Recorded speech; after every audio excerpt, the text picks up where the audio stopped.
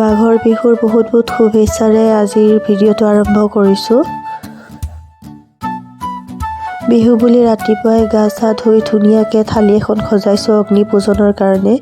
এয়া হাজবেণ্ডে আৰম্ভ কৰিছে অগ্নি পূজন।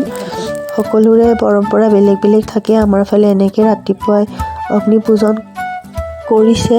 যিহেতু মেজি নাই গতিকে ইয়াতে মানে সৰু এটা খৰি লগাই জুইটো ধৰিছে যাতে অগ্নি পূজা কৰিব পাৰি আৰু।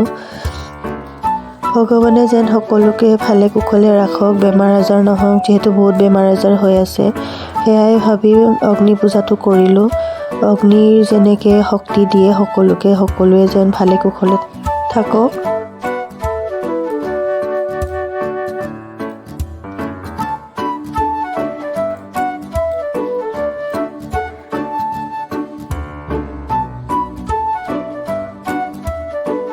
বেকগ্ৰাউণ্ড মিউজিকটো বিহু দিব লাগিছিল, কিন্তু বিহুৰ কিবা এটা দিব পৰা নাই, সেইটো কাৰণে এইটোৱে লগাই থৈ দিলোঁ বেকগ্ৰাউণ্ড। গা পা ধুই বেটাও আৰম্ভ কৰিছে পূজা কৰিবলৈ।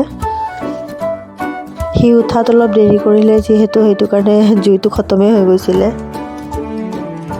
এতিয়া গোটেই ঘৰটোত ধূনা অলপ ঘূৰাই দিলোঁ যাতে চাৰিওফালে ভালে থাকে।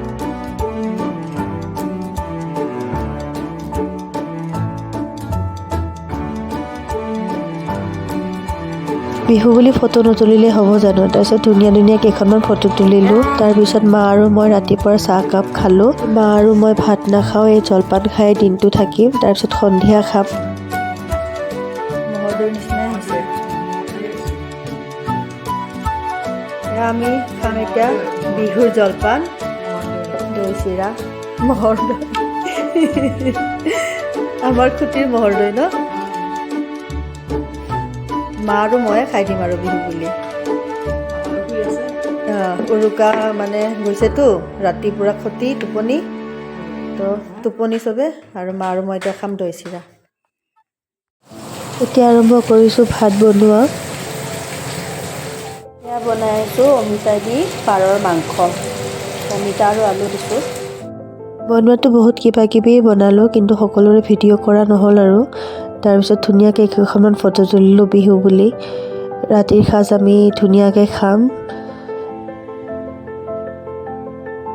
আমাৰ ঘৰত আহিছিলে এক বিশেষ অতিথি, তেওঁ হৈছে নেহা মেম। তেওঁৱে আমাৰ ফটোখিনি তুলি দিলে, তেওঁৰ লগতো ধুনীয়া ফটো তুলিলোঁ।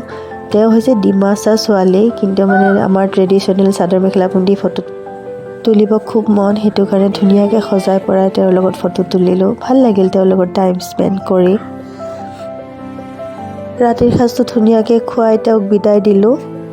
দিনটো যিহেতু খোৱা নাই, ৰাতিৰ ভাত সাঁজে খাবলৈ ওলাইছোঁ। বহুত কিবা কিবি ব্যঞ্জন বনাই ৰাতিৰ এসাঁজ তৃপ্তিৰে বিহু বুলি। আকৌ এবাৰ সকলোকে ভোগালী বিহুৰ বহুত বহুত শুভকামনা। ভিডিঅ'টো চাই কেনেকুৱা পালে জনাব।